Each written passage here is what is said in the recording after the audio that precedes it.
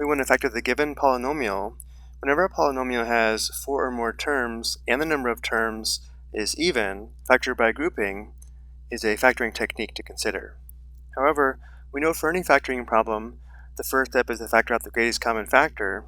Notice among these 4 terms, the only common factor is 1, and therefore we'll proceed to factor by grouping.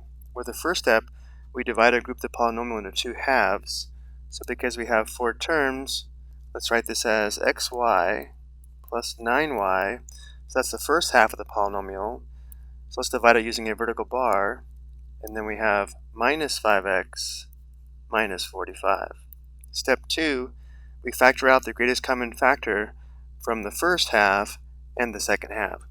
Looking at just the first 2 terms on the left, notice how they have a common factor of y. So we'll factor out the y, which will give us y times the quantity x plus 9. And now we'll factor out the greatest common factor from the second half, or these 2 terms here on the right.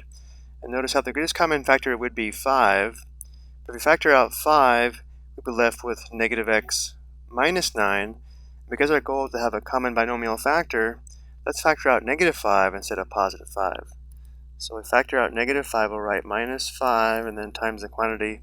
If we factor out negative 5 from negative 5x, we're left with x.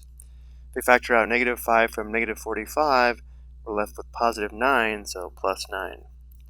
Notice how we still have negative 5x minus 45, but in this form, looking at these 2 products, notice how we have a common binomial factor of x plus 9. So if we look at our last step, or the third step in factor by grouping, we factor out the common polynomial factor, or in this case, the common binomial factor. So if we factor out the quantity x plus 9, notice how we're left with the quantity y minus 5,